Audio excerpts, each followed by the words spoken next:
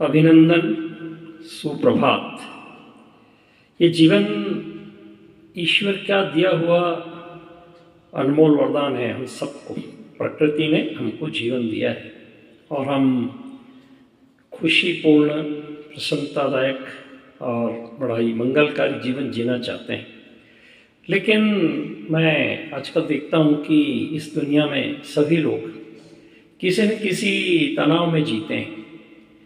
किसी को लगता है मेरा स्वास्थ्य ठीक नहीं है, किसी को लगता है मेरे पास धन की कमी है, किसी को लगता है कि मुझे पद नहीं मिल रहा है, किसी को लगता है कि धन की कमी है। सबके तनाव अलग अलग प्रकार के हैं और कुछ लोग ऐसे हैं जिनके पास में सब कुछ होते हुए भी शांति नहीं है, वो तनाव में जीते हैं, फिर भी तनाव में जीते हैं। यानी कि अनावश्यक रूप से उन्होंने कुछ ऐसे तनाव ओढ़ रखे हैं जिसके कारण से वो दुखी हैं। और जब मन दुखी होता है तो स्वाभाविक रूप से कई प्रकार के तनाव शरीर के अंदर आते हैं। और जब शरीर में तनाव, मन में तनाव आते हैं तो शरीर का जो हम कहते हैं कि हमारी जो रासायनिक प्रक्रिया है, जो हार्मोन्स हैं, उनका रासायनिक संगठन बदलता चला जाता है और शरीर में अनेक प्रकार की बीमारियां घर कर जाती हैं। फिर हम चिकित्सकों के वहाँ चक्कर लगाते रहते हैं। चिकित्सक जानते हैं कि इनको कोई बीमारी नहीं है, इसलिए वो उसके कारण से हमें कुछ न कुछ, क्योंकि उनके पास गए हैं तो उनको चिकित्सा लिखनी होती है, वो लिख देते हैं और हम उस चिकित्सा के घन चक्कर होकर के घूमते रहते हैं। तो मैं कई बार अपने साथी बंधुओं से पूछता हूँ कि भाई तनाव क्या है, तो कहते हैं कि सब अच्छे बात नहीं मानते हैं। तनाव क्या है, तो धन तो है लेकिन धन नहीं है। तनाव क्या है, तो पद तो है लेकिन पद नहीं है। मैं पूछता हूँ कि रात को नींद अच्छी आती है क्या? हाँ, आती तो है लेकिन आती नहीं है। भूख लगती है लेकिन भूख मिटती नहीं है। अब इन तनावों का क्या इलाज हो सकता है? चिकित्सा विज्ञान में तो इसका कोई इलाज होगा नहीं।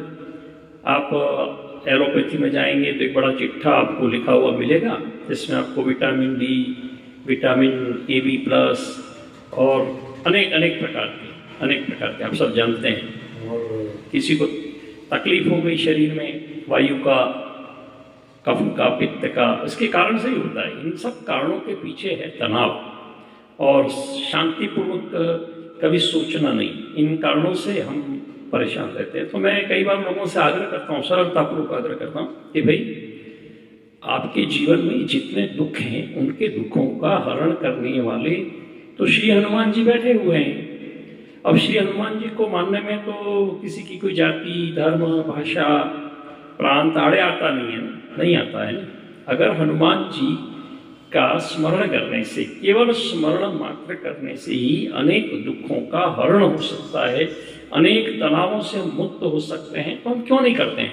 और उसके लिए भी ऐसा नहीं है कि प्रातः से लगा करके साय तक आपको बैठे रहना है। हनुमान जी की साधना बड़ी सरल है। हनुमान जी की साधना जंगल में बैठ के हो सकती है, नदी के किनारे बैठ के हो सकती है, पर्वत की शिखा पर बैठ करके हो सकती है, धरती पर हो सकती है, आकाश में हो सकती है। क्योंकि हनुमान जी तो सर्वस्वरूपी हैं और लोक कल्याण के देव हैं और प्रत्येक युग में हमें मौजूद रहते हैं, हमारे सामने प्रत्यक्ष मौजूद रहते हैं। हनुमान जी का स्मरण ही व्यक्ति के आत्मविश्वास को, अंदर की ऊर्जा को, उत्साह को जगा देता है। तो मैं कहता हूँ कि सरल तरीका है, आपको सब तनावों से मुक्ति मिलेगी। एक साधे सब सधे, सब साधे सब जाए। तो हम कहते हैं हनुमान जी की साधना करो। यदि आप कोई मंत्र जाप कर सकते हैं तो मंत्र जाप करिए।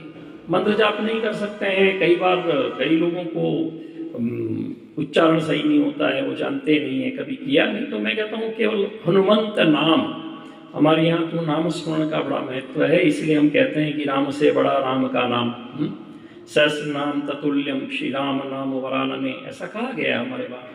और कई लोगों ने उसकी साधना भी की है, तो कर सकते हैं। और इतना पढ़े लिखे तो सभी हैं कि दुख हरण के लिए किसी एक मंत्र का स्मरण मात्र कर सकते हैं। जाप करिए, स्मरण करिए, मन में स्मरण करिए, उच्चारण के साथ में स्मरण करिए, थोड़ा सा होठों को बुदबुदा करके स्मरण करिए, तो शरीर के अंदर जो तनाव है वो इन होठों से होकर के, जुबान से होकर के बाहर निकल जाएगा और आप सब तनावों से मुक्त हो जाएंगे। तो मुझे एक ध्यान आता है, मैंने एक कई शास्त्र, और वैसे तो हनुमान चालीसा में, सुंदरकांड में जितने मंत्र हैं वो अपने आप में किसी प्रकार के तनाव को मुक्त करने के लिए, सर्व रोग हरण करने के लिए, आपके जीवन की सारी समस्याओं का हरण करने के लिए हनुमान चालीसा और सुंदरकांड का प्रत्येक श्लोक अपने आप में एक अमोघ चिकित्सा है। अमोघ चिकित्सा, अमोघ मंत्र हैं सारे।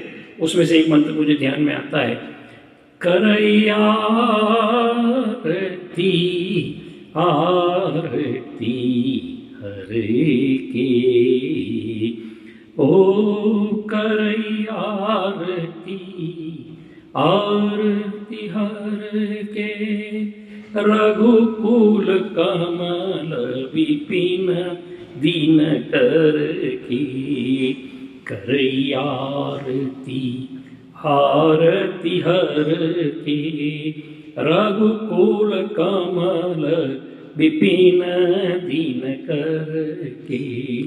जय सीताराम की, जय सीताराम की, जय सीताराम की, जय सीताराम की, जय सीताराम की, जय सीताराम की, जय सीताराम की, जय सीताराम की।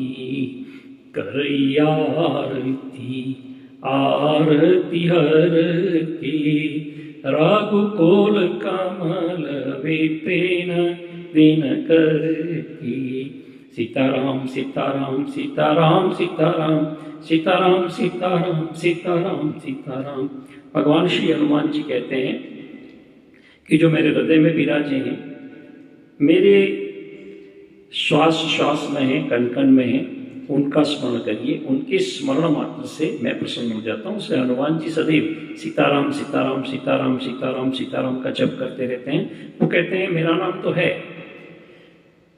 मैं प्रभु श्री राम जी का प्रिय हूँ, प्रभु श्री राम जी मेरे प्रिय हैं। इसलिए आप भगवान श्री राम का जहाँ स्मरण करेंगे वहाँ मैं आपके सामने प्रत्यक्ष अप्रत्यक्ष उपस्थित रह करके आपके जीवन को सुखमय, प्रसन्न चित्त, आनंदमय बनाने के लिए अपना सर्वस्व अर्पण करूँगा। ऐसा श्री हनुमान जी स्वयं रामायण के तुलसीदास जी अनेक स्थान पर उसको उद्धृत करते हैं। हनुमान जी और श्री राम जी के संबंध हैं, वो मित्रवत हैं।